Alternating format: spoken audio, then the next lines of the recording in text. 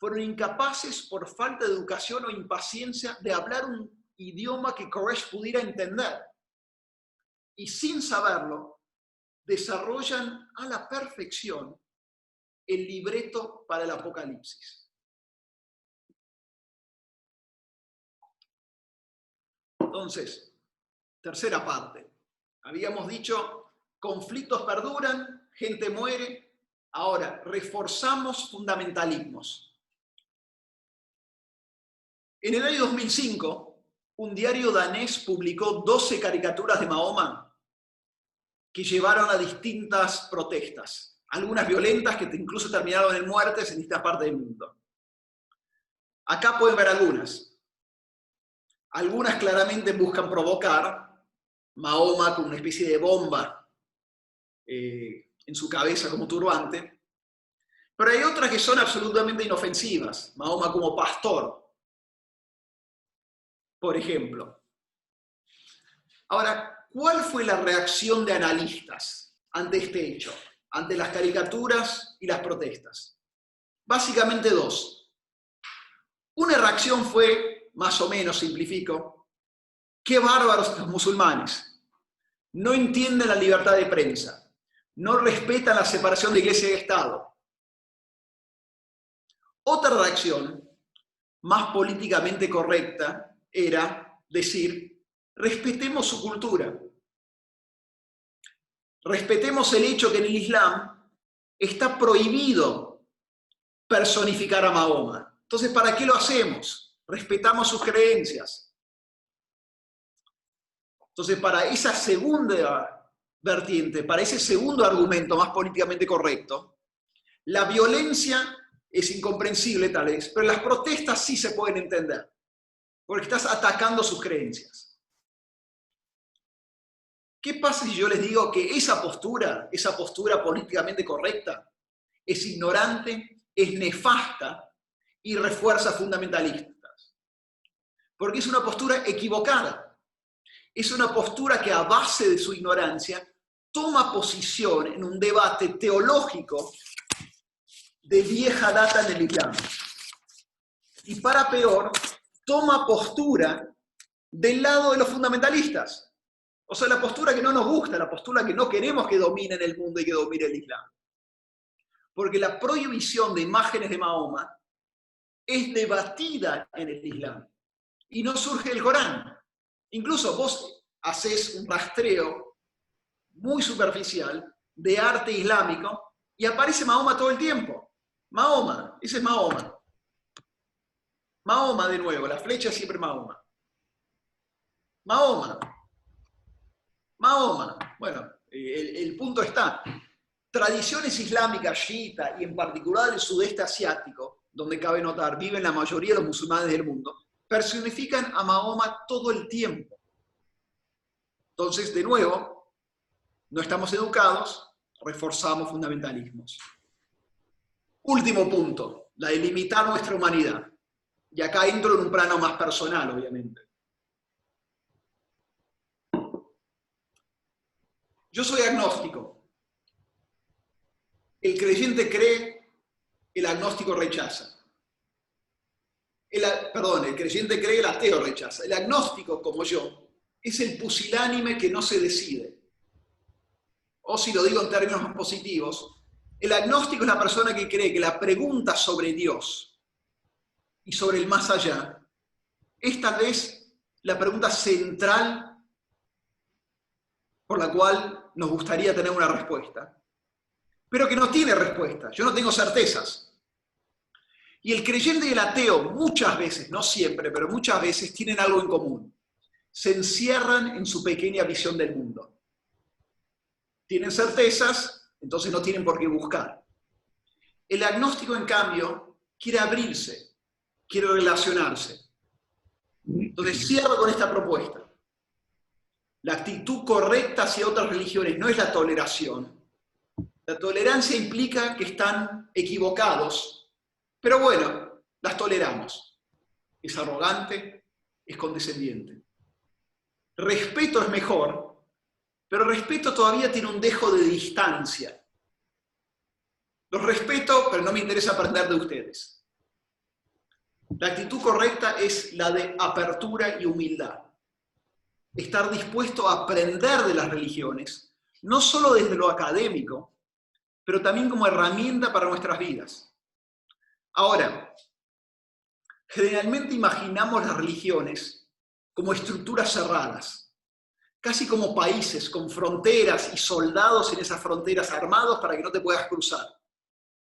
El adherente a una religión no puede pasarse a otra o aprender de otra sin sentirse culpable, sin parecerse un traidor a su fe. A mí acá, la verdad, me gusta mucho como Gandhi hablaba de las religiones. Gandhi decía, yo soy indio, por ende, obviamente, tengo una relación especial con el hinduismo, que es mi herencia cultural. Pero como ser humano, todas las religiones me pertenecen, porque son parte de la herencia colectiva de la humanidad.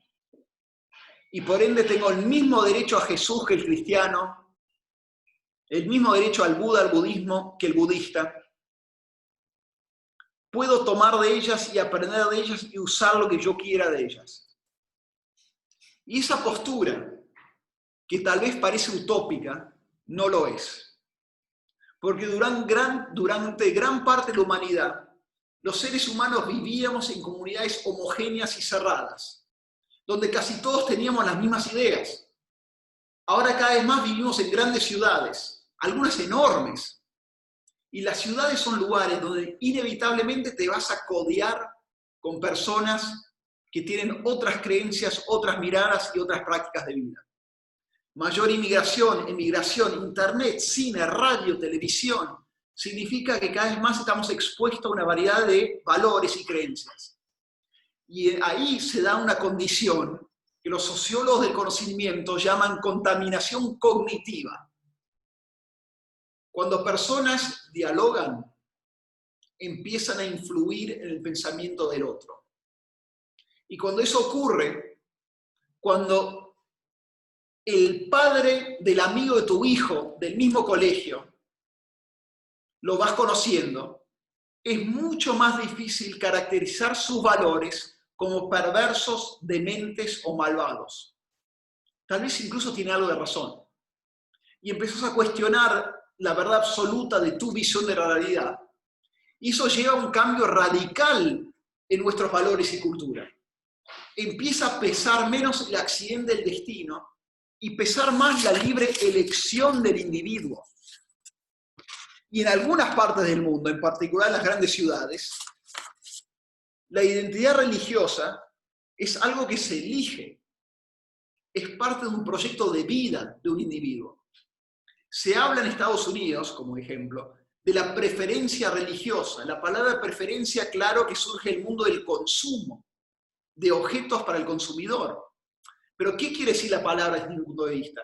Que uno no tiene que ser católico porque nació católico, o judío porque nació judío, o musulmán o budista o hindú. Que no es necesariamente un accidente del destino, de la familia que te crió, que uno puede elegir serlo. Y por eso, en particular en la juventud, cada vez más gente toma la comunión, catolicismo o cristianismo, pero hace yoga, hinduismo. Estudia Kabbalah, judaísmo, o come kosher, judaísmo, pero lee la poesía sufi del misticismo islámico o cree en la reencarnación. O sea que el experimentalismo del cual hablaba Gandhi está ahí. Falta el paso de hacerlo de manera consciente, de reconocer que no heredamos la religión solamente, sino que la construimos. Y que tal vez en el futuro, quién sabe, además de hablar de países multirreligiosos, empecemos a hablar también de personas multirreligiosas. Personas que en sus cuerpos, en sus prácticas y en sus vidas tiran abajo las paredes que separan las religiones, las paredes que hacen posible los fundamentalismos. Personas que encarnan un futuro religioso distinto. ¿Por qué hemos de suponer que la historia religiosa de la humanidad está terminada? Tal vez acá, y cierro con esto, están los cimientos de una futura nueva revelación. Cierro acá, espero no haber hablado de más y hablemos de lo que quieran.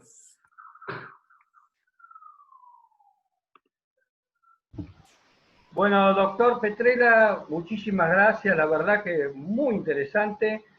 Es todo un tema que hoy tiene una actualidad muy grande, habida cuenta que en muchas partes del mundo ha habido una presencia de lo religioso como hacía mucho tiempo no se veía, fundamentalmente en el Medio Oriente, como usted muy bien estaba nombrando, y también esta suerte de combinación y tomar de algunas diferentes religiones algo y poder llevar adelante una nueva forma de poder expresarse desde el punto de vista religioso. Indiscutiblemente la vida de las sociedades tiene en muchos casos, en muchos lugares, una religiosidad muy, muy importante. Quería decirles a todos los que están escuchando que por favor, si por chat pueden hacer las preguntas. Yo tengo algunas preguntas ya, y si el doctor me permite, vamos a comenzar con las mismas. Un segundito, abro.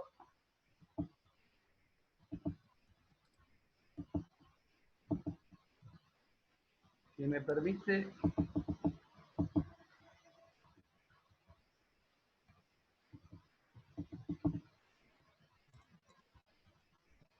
La primera pregunta sería que la ha hecho Daniel sobre la situación de lo que sucedió en el Brasil con la elección de Jair Bolsonaro, donde influyó enormemente la presencia de los diferentes grupos protestantes. ¿Usted considera que esto se puede repetir en alguna otra parte de América o es solamente un hecho aislado?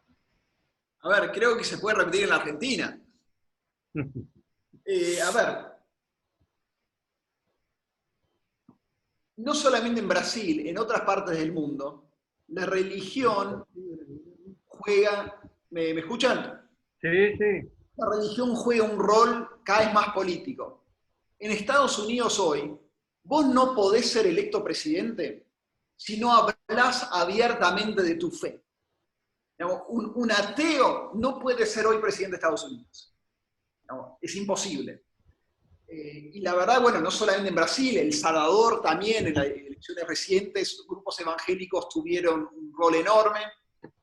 Y en la Argentina eso no había pasado hasta la discusión del aborto hace un par de años, donde por primera vez en Argentina se vio irrumpir en la escena pública y política grupos evangélicos, liderando incluso las protestas mucho más que la Iglesia Católica. Es algo que está ocurriendo en todas partes del mundo, yo creo que solamente va a crecer, y que en Argentina también, y me parece obvio que así sea, porque si uno cree intensamente en algo, las personas religiosas generalmente creen intensamente en algo, es imposible que esa creencia no derrame, no salpique, no se vuelque a lo político y a lo público. O sea, creo que es una ola que se viene y no me sorprendería si en las próximas elecciones presidenciales, tal vez incluso las de medio término, grupos evangélicos jueguen incluso más de lo que jugaron en las últimas elecciones. ¿Es un avance del pensamiento místico sobre lo racional o considera usted que es un mix? ¿O es un mixto de ambos? Es que no sé si es pensamiento místico versus pensamiento racional, ¿no? Por eso le decía si puede ser un mixto. Sí, un mixto claramente, pero digo, a ver, yendo al tema del aborto puntualmente, Claro, para que sepan de dónde vengo yo estoy a favor de la legalización del aborto, con restricciones que creo que son bastante obvias en cuanto a términos de tiempo, el permiso de los padres, o sea que en el fondo la ley que terminó sin pasar, yo si hubiera sido diputado, probablemente votaba a favor, aunque habría cosas que hubieran gustado mejorar y cambiar la ley. O sea que lo que digo esta óptica para que sepan. Al mismo tiempo, para el católico o el evangélico, que cree que la vida humana realmente nace en la concepción, digo, para mí eso no es una perspectiva mística. Está anclada en razonamientos a partir de suposiciones que ellos tienen. O sea que para mí no es necesariamente una contraposición entre religión y mística en ese sentido, sino partís de suposiciones distintas y razonás por ende a conclusiones distintas. O sea que te parece que es difícil esa separación entre religiosidad o misticismo y razón, ¿no? Correcto, muchísimas gracias. Otra pregunta que nos dice un participante de esta noche es la siguiente. ¿Qué diferencia hay entre religión y espiritualidad? Está bien la pregunta. A ver, hay distintas maneras de encararlo, pero generalmente cuando uno habla de religión o religiosidad, generalmente se habla de que esa creencia y esa persona participa en una comunidad, ¿no? O sea que si vos sos realmente cristiano, por ejemplo, participás de una comunidad religiosa, que podría ser evangélica, podría ser católica, podría ser metodista, podría ser presbiteriana. Tenés una comunidad religiosa y una participación dentro de la comunidad. Cuando hablamos de espiritualidad, generalmente se habla de alguna creencia en el más allá, o un Dios, una fuerza, pero fundamentalmente esa creencia no te hace participar en un grupo, en una comunidad establecida. Claro. Realmente se marca así la división. Muy bien. Acá hay otra pregunta respecto a la experiencia libanesa en la década del 60 al 70, obviamente, con la división de poderes. Presidente cristiano, primer ministro musulmán. ¿Fue una ilusión gobernar con religión y política? Pero la experiencia libanesa. Sí. ¿Y la pregunta era? Dice así, ¿qué opina de la experiencia libanesa en la década del 60 con la división de poderes, donde el presidente era cristiano y el primer ministro musulmán? ¿Fue una ilusión de gobernar con religión y política? Mira, la verdad que no conocía el ejemplo y me parece un ejemplo fascinante para salir apenas terminemos a estudiarla. Bueno. No, porque la pregunta lo que me gustaría ver, porque como no conozco el ejemplo, es si fue una decisión consciente de separar los cargos vis-a-vis religión o se dio así, y cuál fue el proceso de razonamiento para hacerlo y qué impacto tuvo. No conozco el caso, pero me lo voy a anotar porque me parece como re interesante para estudiar. Gracias. Sí, a mí también me parece muy interesante. Doctor, acá Patricio nos tira 3 preguntas, se las voy a ir haciendo de a una, son cortitas, para que lo vaya pudiendo analizar. La primera de Patricio dice, ¿considera que hay un resurgimiento del discurso religioso en la política? Sí, de ninguna duda. Pero ojo, un resurgimiento que ya lleva décadas, ¿no? De nuevo, Medio Oriente, obvio, ¿no? Pero si uno va hoy a Naciones Unidas, a la Asamblea General de Naciones Unidas, que cuando caen todos los presidentes y primer ministros, es re interesante leer los discursos, y uno va viendo cómo cada vez más discursos de presidentes o primer ministros aluden a Dios o a la fe en sus discursos. A ver, Estados Unidos ya hablamos. India, Modi. Modi es un tipo que usa el hinduismo, digamos, que viene de una vertiente del hinduismo y que usa ese hinduismo para gobernar. Putin, en sus intentos recientes de cambiar la constitución rusa, entre otras cosas, quiso meter la Iglesia Ortodoxa rusa como sostén de la constitución y de la madre patria rusa. Claro. Bueno, Bolsonaro en Brasil, presidentes en América Central, Indonesia, Turquía.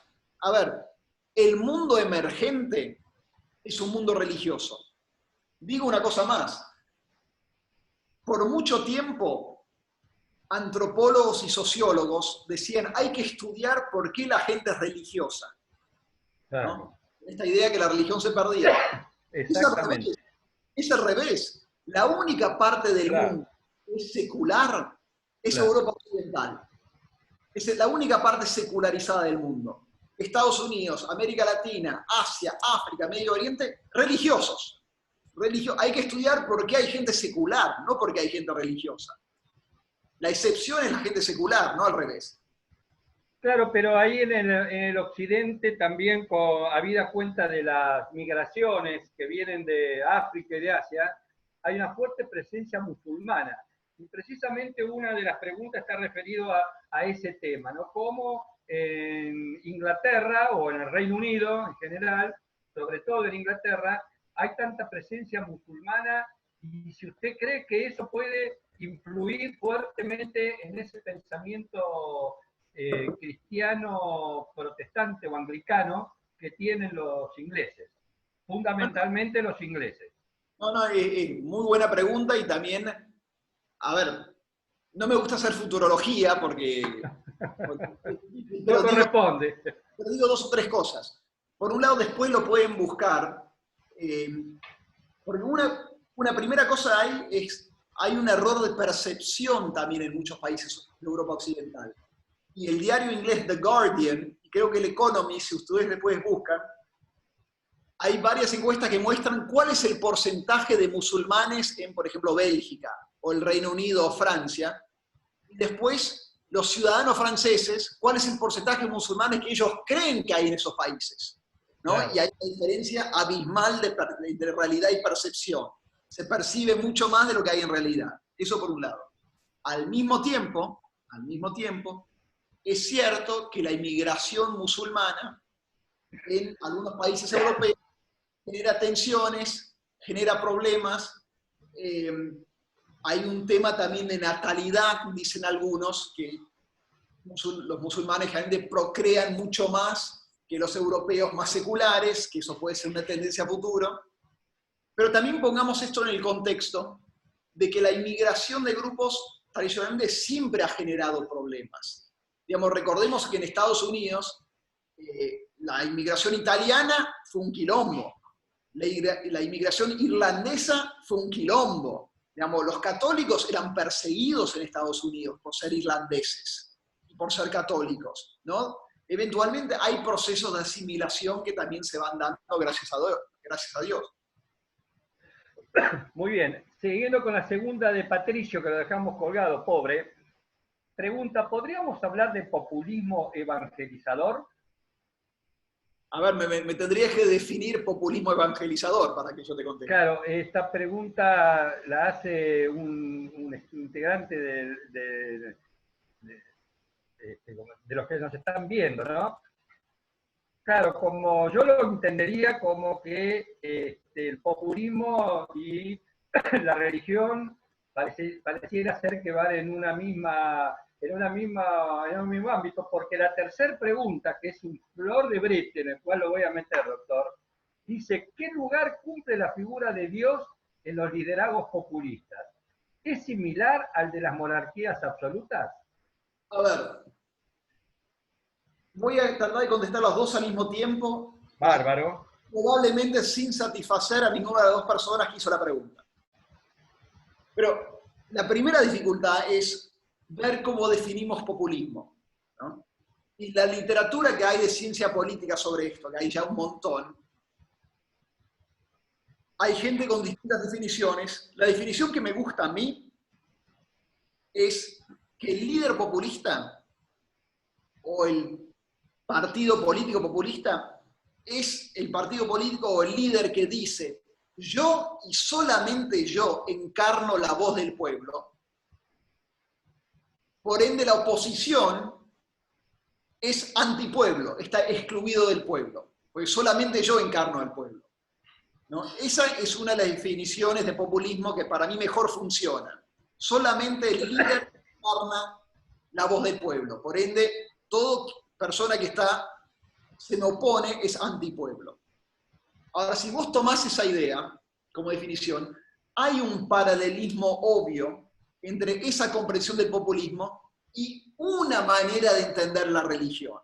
Digamos, para algunos cristianos, para algunos musulmanes, etcétera, etcétera, solamente ellos representan lo que Dios quiere. Solamente ellos viven como Dios quiere que la humanidad viva. Entonces, todos los que no viven como ellos, no solamente están equivocados, son pecadores. ¿No? Claro. Entonces, la correlación entre pecador y antipueblo.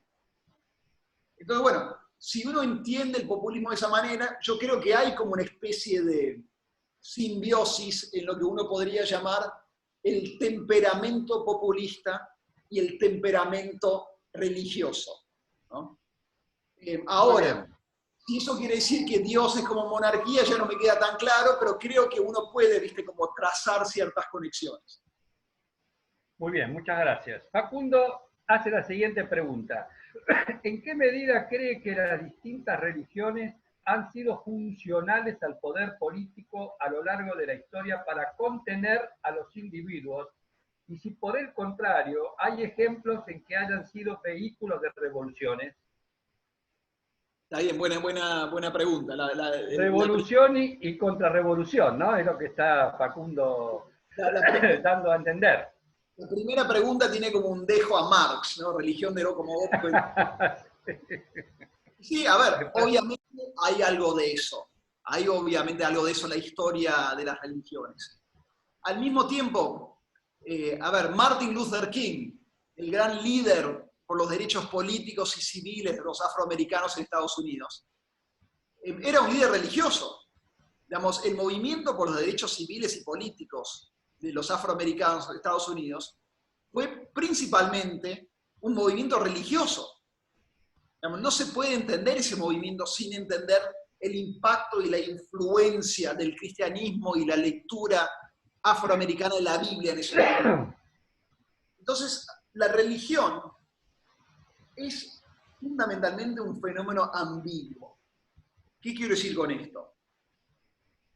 El cristianismo puede ser Martin Luther King y puede ser, yendo a un extremo, el Ku Klux Klan. Viste que son los de capucha blanca, viste que perseguían en Estados Unidos a los afroamericanos. El Ku Klux Klan nace, se funda en Nochebuena. ¿Por qué? Porque ellos se creían que encarnaban el verdadero cristianismo. O sea, vos en el cristianismo podés tener eso. En el Islam vos podés tener los miles de imanes que luchan por la paz y el Estado Islámico. ¿Por qué? Porque es un fenómeno ambiguo y dentro de cada religión lo que hay que mirar son las teologías. Una teología es una interpretación de la religión, básicamente. Y con algunas teologías, con algunas interpretaciones, te lleva a algunas conductas, con otras teologías e interpretaciones te lleva a otras conductas. A mí me gusta decir que la teología viene antes del bien y el mal. Porque el musulmán que se pone un chaleco bomba para hacerse reventar en un mercado, lo hace porque cree que está bien, no porque está mal. Cree que Dios le pide eso. O sea que vive con una teología que le dice, esto es conducta virtuosa. Entonces la teología es lo que te lleva a la religión como opresión de los pueblos o liberación de algunas comunidades. Claro. Muy bien, muchísimas gracias.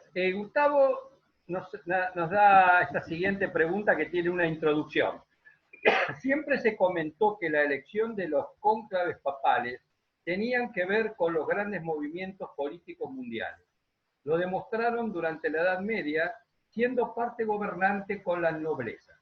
La Inquisición, las primeras universidades de la Alta Edad Media, hasta Juan Pablo II, con la caída simbólica del muro de Berlín. La designación del Papa Francisco ¿tiene que ver con el surgimiento de los populismos tanto de derecha como de izquierda del mundo?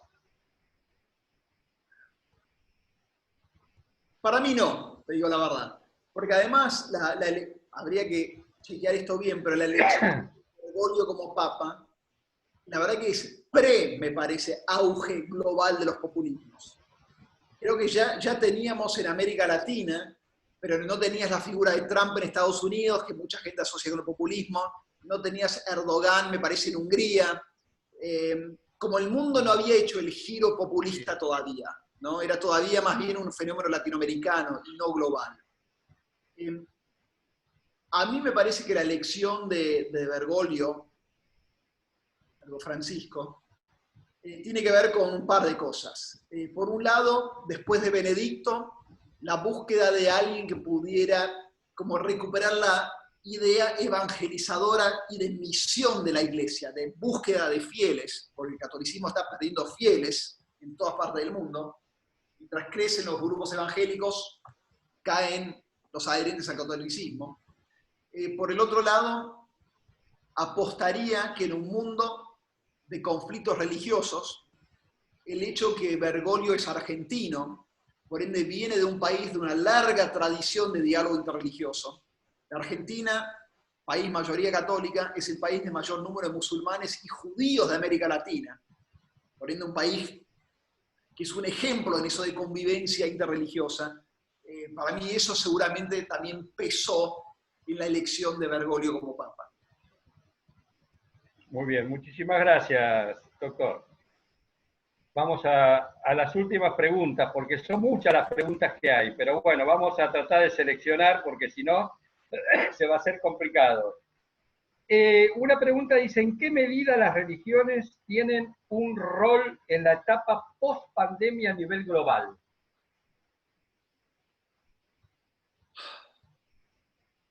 A ver, voy a contestar de manera más general, ¿no?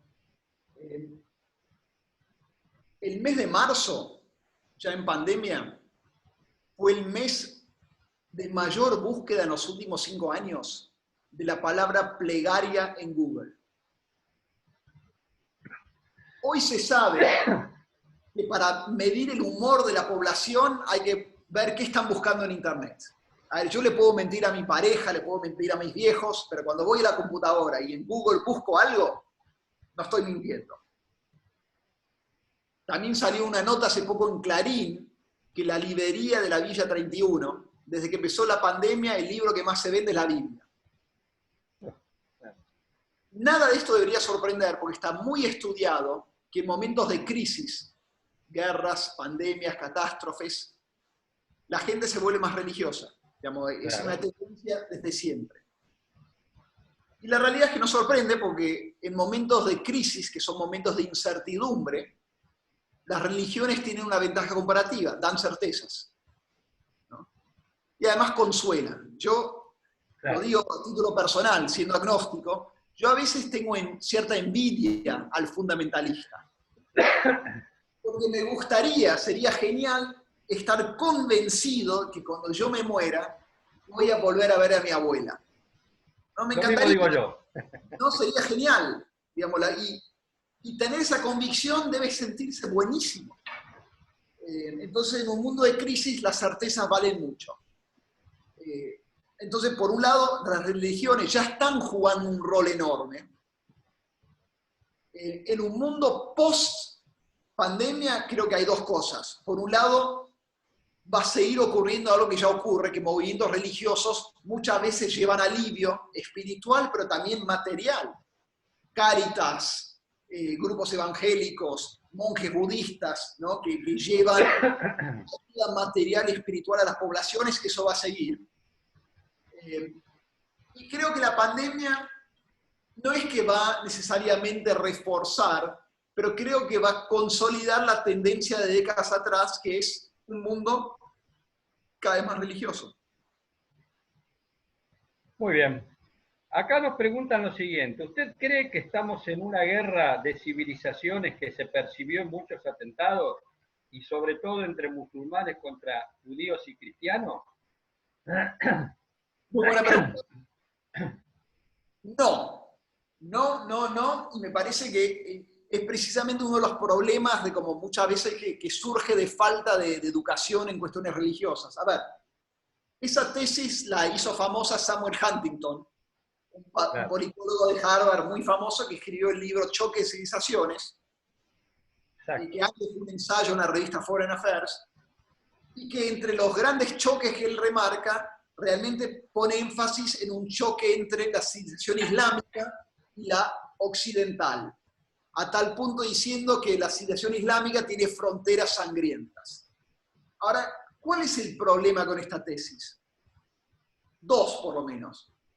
Por un lado, la idea de que hay una división entre civilización islámica y occidental, la verdad que es muy difícil de sostener. Si hay fronteras muy difusas. Digo, ya sabemos que gran parte de la filosofía, Aristóteles, Platón, llega a Occidente a través de traducciones de filósofos musulmanes. A ver, para simplificar, imagínense, los Rolling Stones o los Beatles no podrían existir sin las contribuciones de la cultura islámica. ¿Por qué? Porque la guitarra como instrumento llega a Occidente, a España musulmana. Entonces, esa división entre cultura islámica y occidental, cuando España fue musulmán por siglos, parte de Italia fue musulmán por siglos, hace agua por todos lados. Eso por un lado. Pero por el otro, y tal vez más importante, esa postura de choque de civilizaciones que tienen algunos analistas occidentales, vean, es la misma postura, es la misma visión del mundo que tenía Bin Laden, o que tienen los líderes del Estado Islámico, o de fundamentalismos islámicos. Yo me imagino a Bin Laden en su época, viviendo en su cueva en Afganistán, leyendo el libro de Samuel Huntington, juntando a sus seguidores y diciéndose, bien muchachos que tengo razón, estamos en guerra con ellos. Ellos dicen lo mismo. O sea que cuando vos en tu pensamiento estás teniendo la misma idea que tiene el musulmán más fanático, creo que tenés que replantear tu idea, porque algo estás pensando mal. Claro, exactamente. Bueno, muy bien. Una preguntita, para un agnóstico, ¿quién cree que creó el mundo? Bueno, es que el agnóstico no sabe. Pero a ver, les cuento algo un poco. Yo soy más o menos agnóstico desde los 15 años, ¿no? Supongo. Pero cuando yo hacía el doctorado, cuando yo cursaba el doctorado, yo tenía un compañero de curso que era la reencarnación de un monje budista. A ver, yo hablo de esto en el libro, en el capítulo sobre budismo. Ahora, ¿qué quiere decir esto? No es que él decía, soy la reencarnación de un monje budista. El Dalai Lama lo decía. La escuela tibetana de budismo del Dalai Lama lo decía. Hay un documental escrito, hay un documental sobre la vida de este pibe. Era de Quebec, se lo llevan a los 10 años a Tibet, aprende tibetano en 2 días, se acuerda de los lugares y de las personas que conocía en su vida anterior. Digo, estas cosas pasan en el mundo. Yo he ido también a misas evangélicas donde personas ultra pobres que no sabían leer y escribir, tomados por el Espíritu Santo, empiezan a hablar en hebreo, en alemán. Digo, es real, estamos todos locos, son locos ellos, no sé, pero una cosita más. Sí. La gente que piensa en el diálogo interreligioso y el pluralismo, realmente usa la siguiente metáfora. Vos tenés varias bombitas de luz en un cuarto o en tu apartamento, ¿no? Cada bombita distinta representa una religión distinta. Pero la corriente que los ilumina es toda la misma, ¿no? O sea que la idea es que son todos caminos hacia lo mismo, ¿no? ¿Me explico hasta ahora? Sí. Esa postura que está buena, porque la postura somos todos hermanos, ¿viste? Está buena, tiene un problema, que es que también, como termina violando la integridad de las religiones. A ver, vos no podés reencarnarte, por un lado, y creer que tenés una vida solamente y ahí vas al cielo o al infierno. O Jesús es el Hijo de Dios y es el camino, o el Buda es el camino, digamos, como no cierra. Entonces también hay un teólogo, Mark Heim, H-I-M, que alguna vez tiró la siguiente idea, inverificable, pero que tiene onda, que dice lo siguiente: ¿por qué no pensamos que tal vez el universo es lo suficientemente complejo, lo suficientemente rico para permitir lo que él llama salvaciones múltiples. O sea que el budista que cree en la reencarnación, cuando muere es reencarnado. El cristiano que cree que Jesús es el camino y que después hay un juicio final, bueno, cuando se muere hay un juicio final para él y no es reencarnado, va al cielo o al infierno. ¿Por qué no pensar que tal vez en este enorme misterio en el cual vivimos, tal vez todo eso es posible y no todo lleva al mismo camino? De nuevo, no sé. Muy bien. Una pregunta, ¿qué futuro tiene Argentina con la asociación populismo-religión? Bueno, es que, qué sé yo fui funcionario político en el gobierno anterior también, ¿no? Entonces todo lo que yo diga en ese sentido está también, dependiendo de tu punto de vista, o coloreado o contaminado por lo que son mis propias ideas políticas y también incluso prejuicios políticos. Claro. A ver, la política tiene mucho de religión. ¿En qué sentido? Las religiones, como las filosofías, te ubican en el mundo. Te ubican en relación a vos mismo, en relación a otros, en relación a la sociedad en general. Y en la Argentina, desde mi punto de vista, pero también en otras partes del mundo, hay movimientos políticos que son como religiones, que de alguna manera colorean todo lo que ves, ¿no? Y eso sin ser populistas necesariamente. Para mucha gente, ser peronista, por ejemplo, es una identificación tan fuerte como lo es ser cristiano para otra gente, ¿no? Como colorea todo lo que ves, marca una separación cuasi religiosa entre los que están adentro del club y los que están afuera. Ojo, no lo estoy diciendo como una cosa negativa, como una cosa objetiva. Ojo, de la misma manera que para algunos llevan, qué sé yo, la etiqueta o el sello de gorila de la misma manera, te marca afuera, te marca hacia adentro. O cambiemos también.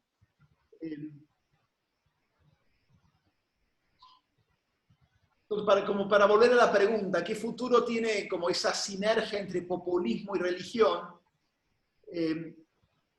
No necesariamente populismo, creo que el movimiento político y sus paralelismos con lo bueno y lo malo que tiene eso, con el sentimiento religioso en la Argentina, está muy vivo, está muy presente y lo va a seguir estando. Muy bien, doctor. Yo le voy a hacer una pregunta personal a partir de lo que usted comentó de que la Biblia se vendía en la villa, en el barrio 31, como el más vendido, y seguramente debe pasar en muchos lugares, ¿no es cierto? Entonces la pregunta que yo le haría, así como cuando alguna vez daba sociología en el CBC y surgía entre los alumnos las dudas, yo le voy a trasladar una pregunta que me hicieron a mí y que estaba relacionado con lo siguiente. ¿La religión es la vía de la salvación o es el opio de los pueblos? Bueno, pero es que es que de nuevo no hay respuesta para eso. Como ambas cosas. No, es que a mí la verdad que lo del opio del pueblo, de los pueblos me parece de nuevo simplista y de nuevo casi denigrante, ¿no? Si partamos Claro. de la base que el 80% de la población mundial es religiosa. Es religiosa, claro, por eso. Digamos, Y en los países donde se dio la revolución también la religión siguió avanzando, ¿no? Están todos drogados, ¿viste? Es todo un mecanismo para que... Mira, claro. Cierro con esto porque tengo que pasar a... acá en casa cenamos temprano y me están diciendo que la cena... Voy a decir lo siguiente. Por mucho tiempo, filósofos, científicos, sociólogos han buscado diferenciar al ser humano de otros animales. ¿Qué nos hace distintos a nosotros? Y en una época se decía que era el uso de herramientas. A ver, hoy ya sabemos que los pulpos usan herramientas. Después, en una época se decía que era el uso de la razón, ¿no? Para solucionar problemas. Hoy sabemos que muchos animales aparentemente razonan para solucionar problemas. Hasta el loro, ante problemáticas simples, razonan y lo solucionan. Se dijo que era el uso del idioma. Bueno, sabemos que las ballenas, los delfines, muchos animales tienen idiomas, distintos al nuestro, pero tienen idioma. Incluso, y era una idea que me gustaba, se dice, no, solamente el ser humano tiene ritos alrededor de la muerte. Hoy sabemos que los elefantes entierran a sus muertos. E incluso van a visitar la tumba de sus muertos. Esto no se puede verificar, pero tiro como que tal vez lo que hace al ser humano distinto de otros animales es que somos el único animal que entiende que va a morir y que por ende somos el único animal que plantea la pregunta sobre cuál es el sentido o el significado de la totalidad de nuestra existencia. Tal vez eventualmente descubrimos que hay otros animales que lo hacen también, no sé. Pero el ser humano es el único animal que busca entender la trascendencia. Y eso me parece que no es el opio de los pueblos. Claro. Es lo que hace también a nuestra diferencia y nuestra grandeza. Doctor, una preguntita que es la siguiente, con respecto a su libro, Dios en el siglo XXI, ¿se lo puede conseguir fácilmente en las librerías o hay alguna vía que se pueda comunicar a aquellas personas que lo quieran adquirir? Mira, por un lado, déjame agradecer esta invitación y esta conversación. Si alguien tiene preguntas que quedaron pendientes, lo más simple es mandarme un DM, un mensaje directo vía Twitter. Mi Twitter es @ipetrela con doble L, y así como suena. El libro justo salió como 2 semanas antes de que cerraran todas las librerías por la cuarentena. Pero ahora abrieron algunas, está en todas las librerías grandes, Cúspide, Jenny, etc. También Cúspide o incluso Mercado Libre, si uno lo compra en internet te lo mandan a tu casa. Y si no, también está vía libro electrónico, si googlean lo encuentran, y si no, mándenme un mensaje directo y yo les paso el link. Bueno, muy bien. Doctor, y nosotros, a disposición. no, le agradecemos enormemente y antes de que nos despida el doctor Arturo Fuente, les queremos adelantar la invitación para el sábado 6 de junio a las 16 horas a la disertación que nos dará el doctor Andrés Malamud, destacado politólogo, investigador de la Universidad de Lisboa, que nos hablará sobre el futuro de la democracia en el mundo. Ya se los vamos a hacer llegar a todos, y a usted también, doctor, y sería muy agradable tenerlo entre los participantes. Vale, Bueno, a todos les agradecemos, muchísimas gracias, doctor. Yo, por mi parte, les agradezco a toda la presencia, y doctor Arturo Fuentes, tiene usted la palabra para despedirnos. Muchas gracias. Bueno, gracias de nuevo por la generosidad, doctor Iván Petrella, y gracias a todas las personas que concurrieron. Ya saben que se pueden comunicar a Círculo Politeia a través de los medios, ya sea de correo, círculopoliteia@gmail.com, o por Instagram, Círculo Politeia, o por Twitter, o por Facebook, siempre Círculo Politeia. En el caso de Twitter, @Círculo Politeia. Y para las preguntas, como dijeron que queden pendientes, tienen el correo para poder hacerlo. Gracias por la presencia de todos y nuevamente gracias, doctor Iván Petrella. Por favor, hasta luego. Antes de despedirlo, quería comentarle que el doctor Petrella, no sé si está, tiene el libro Dios en el siglo XXI, y para que aquellos que lo quieran seguir, lo pueden seguir en Twitter, @ipetrella con doble L. Gracias.